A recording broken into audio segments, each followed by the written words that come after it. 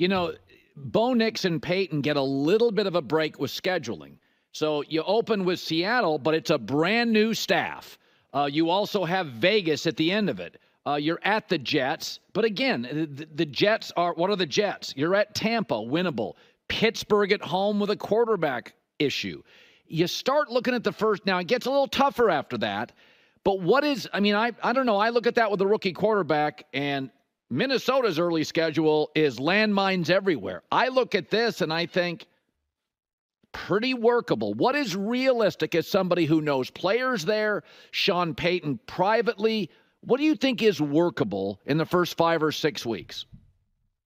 Yeah, no, I think they could come out of the first 5 or 6 weeks with either a winning record or kind of a 3-3 type record. Yeah, so do I. And yeah, ultimately, here's the thing that ends up happening, with national analysts is they'll say, hey, you know what? Talent is questionable here. They don't have a lot of talent. And I'll say, no. You're mistaken.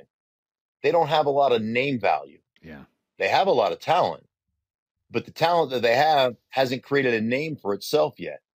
The first game I ever played in, Colin, was a game in Philadelphia about halfway through the season, my rookie year in '89 when I became a starter. And I'll never forget it. It changed the trajectory of my career. To have somebody believe in you can mean so much to you as a player, but just as a parent, if you believe in your kid, the best thing you can do for your kids is to believe in them. And I'm sitting on the bus, scared as all get out, going to open up my career in the vet in Philadelphia against, Reggie White and Jerome Brown and Clyde Simmons, and I mean, this is the number one defense in football.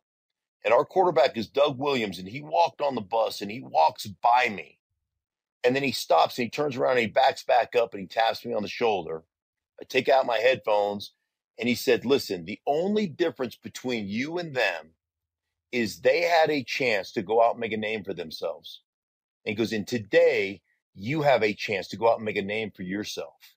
And I completely believe you're going to do that. And I end up getting a game ball in that game and getting in a fight and the whole 9 yards. I'm Mike, this 10th rounder from Idaho. You're not punking me. Right. I guarantee you that's not going to happen. And ultimately, I got a chance to make a name for myself. These guys that play for the Broncos right now haven't had that opportunity. But trust me, at the end of this season, there are going to be 4 or 5 guys who make a name for themselves that are going to become those guys that you look at and go, wow, that team's more talented than I thought. Yeah. And they just don't have name value yet. Yeah. No, I've said this. They've got 2 workable backs, potentially 3 receivers I like, a good left tackle. They lack a rush end, which they drafted. So to me, cross your fingers on that. One of the best corners, safeties are good, linebackers move, great coach. I don't buy this. That I say Minnesota and Denver, I keep hearing they're going to finish 4th, and I'm like, I don't know. I see a lot of players. We got to run. Okay. So I think, I totally agree with what Mark is saying about, the talent versus names. And it reminds me very much of the Houston Texans. I'm not saying that the Broncos are going to have the success that the Houston Texans had last year, because I don't know, right? Like I'm not gonna pretend like I know what some of these players' potential is going to end up, what it's actually going to look like. That's just, I try not to make too many predictions in that regard, because then, I think a lot of it is just kind of guesswork. And if you're right, you're like, I told you I was right. And if you're wrong, you're like, yeah, I was wrong. And then you skip over it. I try my best not to engage in that, but I do think it's a valid comparison, because people were like, the Texans are trash. They're not that good. Not that good. And then they played great. And then they're like, oh, they were sneaky good. And it was like, no, you just didn't know who those players were, right? Like, they were actually better than you realized because they don't have that name value. And so I think the Broncos could potentially be in that situation. And you can't get too mad at people for not realizing it, honestly, because, again, most people can only watch so much football. They can only know so many names. I mean, most people, even huge NFL fans of individual teams, I bet you most of them can't even name more than like 10 players. Like it's just hard. It's hard. I can't even name 10 people in my own life without like being like, wait, what's your name? What's your name? What's your name again? Like it's hard to keep track of things. So sometimes you really do just need the big names to kind of carry those opinions. And it's why media relies on big names all the time. And it's actually why I avoid using names often. I just will say the DC, defense, OC, like, because I know not everyone can remember and hold everyone's names. And I think sometimes when you watch other channels or just other shows in general, when they're very name driven and they get very, in the nitty gritty like that, I think people can it can kind of make people check out a little bit, because you're just like Mark Jackson and this and that and John Washington and then and then, and you're just like, I don't even know who you're talking about. And it's just hard to keep up. So I get why fans can just kind of be like, well, they don't have a big name, some name that I really know, well, then they're probably not that good. But it is obviously a flaw in the logic, a bug in the system, so to speak. But I want to address this schedule directly. The way how I look at it is this. I see teams that have gigantic question marks. I don't think the Broncos have a question mark. I think they know who they are, and I trust their coach significantly more than a lot of these question mark teams. Seattle Seahawks, question mark team. Who are they? Who is the new coach?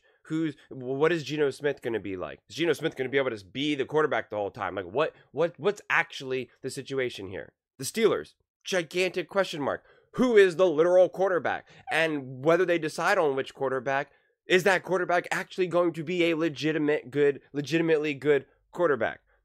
Tampa Bay Buccaneers, they're not a question mark team to me, but I just do not think they are going to be that good of a team. I think their stock is overinflated, and I made a video about that, and Tampa Bay Buccaneers fans and Baker Mayfield fans are very, very, very angry about it. The Jets, I am more high on the Jets than maybe your average person, but they are a question mark, right? Like there is questions. They're even having some issues with Hassan Reddick and stuff, and the question mark about Saleh and Nathaniel Hackett. Will Aaron Rodgers actually be good? I think if Aaron Rodgers has actually made a full recovery, and I really think that he will get the Jets going in a positive light. Plus that defense, regardless, should be legit. So that's not necessarily a question mark, but it's a smaller question mark. The Raiders, right? Like, what is going on? Is the coach actually a legitimate coach? Did they just kind of hire the wrong guy? Who is their quarterback? What's going on over there, right? Gigantic question marks. I also do think the Chargers should be pretty good, but listen, it's hard for Harbaugh just to jump right in there. Granted, it will be week 6, so they'll probably be able to work some stuff out, but the Chargers should be a little bit better of a team, smoother game day operating. But again, it is still a question mark because Harbaugh obviously just got there, and it may take a minute or two to get that team settled. And then, you're going to have the Saints, I think, winnable. Panthers, winnable. Ravens should be tough, of course. Kansas City, Broncos have been playing Kansas City great, honestly. So, it's always hard to predict some of those games like that. So you don't know week 10 versus week 18. Week 18, who knows? Is Patrick Mahomes playing? Is he fighting for the number 1 seed? Is he not? Is it locked and loaded? You just don't know. So maybe week 10 and week 18.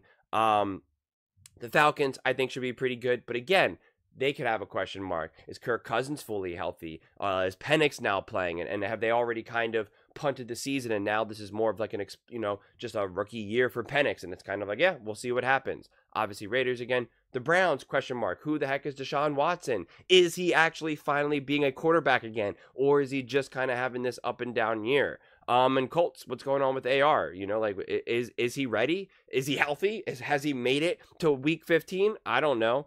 And then obviously the Chargers again. And then the Bengals again. What's going on with the Bengals? Did they write their defense? Are they in a situation, Joe Burrow, is he healthy? Did he actually make it to week 17? So this is such an interesting schedule to me because there's just plenty of question mark teams. I can't say I'm very confident this team's going to be good. This team's going to be good. Ooh, that's going to be a tough game because you just have no idea, right? Seemingly Kansas City week 18 should theoretically be a tough game, but also maybe they already have the seed locked and now it's just going to be wild card and Patrick Mahomes is not playing at all. Right. And then it's like, okay, well, I should hope that the Broncos should be able to beat, the Kansas City Chiefs without Mahomes. Right. So I just think that this schedule is very winnable.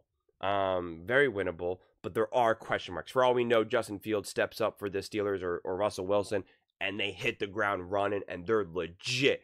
That's definitely possible. I'm not saying it's going to happen, but it's definitely possible. The Jets absolutely could be a legit team this year. So I think with all those kind of question marks, it makes it a lot harder to predict. But at the same time, I'm not like, oh, I don't see how they're going to rack up wins, because I absolutely see their ability to rack up those wins, especially if Bo Nix is who everyone thinks Bo Nix is. Well, at least within the Broncos. A lot of people outside of the Broncos don't think Bo Nix is that special. But I also look at a lot of the coaching matchups, and I don't see Sean Payton being outcoached, right, in a lot of these games.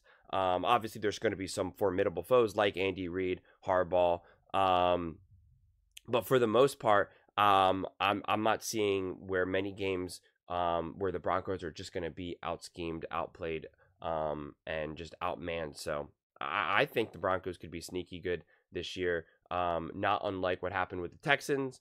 But I think some of that then will fall on Bo Nix and Sean Payton, and some of these unknown names. Because if some of those unknown names end up being significantly better than people originally thought, and Bo Nix proves to be, I think he just has to prove to be a good quarterback this season. If he just proves to be a good quarterback where, within the first, I don't know, 9 weeks or so, it's just obvious, oh yeah, Bo Nix is the starter. They drafted the right guy, right? He doesn't have to wow us. He doesn't have to blow us out of the water. Doesn't have to be like, oh my God, rookie of the year. He's going to be an MVP, right? It doesn't even have to be that extreme, right? He doesn't have to, smash these records. But if he just proves to legitimately be the guy, and it's like the general consensus, like he plays in a way that the general consensus is Denver has their quarterback, that to me would mean that they're probably in a good enough spot to potentially, have a Houston Texans type year. But again, that is a question mark. I'm not trying to tell Denver Broncos fans, this is happening. I'm not gonna go as that far. But at the same time, I'm also not saying, hey, this season's gonna be kind of a punt. Just you could probably skip some games because you're all about next year. I don't think that's the case either. So it's really exciting. It is. I'm really excited to see how quick they can get this going, and if they can pull out some of those question mark wins. Because a game like a Seattle or the Steelers, or heck, even the Bucks, like sometimes those games can go either way, right? Like sometimes, Bo Nix does make a mistake down in the fourth quarter. Hey, he's a rookie, happens, right? Geno Smith was on fire that game.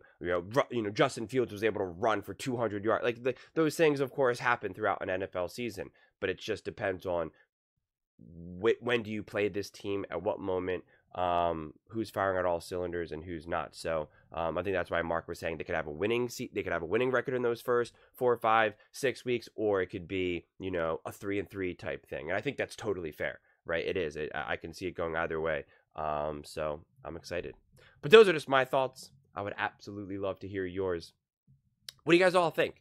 Do you think Bo Nix and Sean Payton and the Broncos as a whole can have early success? Do you think that they can be sneaky good and potentially maybe even make it to the playoffs? Let me know in the comments below. I read every single comment. So whether you agree with me or disagree with me, either way, let's get in some discussions. Let's get in some fights. But ultimately, let's just have some fun. And please do consider subscribing. We are building an amazing community here, and I would absolutely love to see you part of it. I want to build something that we all genuinely feel connected to. Something that we're really excited to be part of. I think we're well on our way to doing it. And please don't forget to give this video a thumbs up, as it really does help with the visibility and the algorithm. Thank you so much, and see you next time.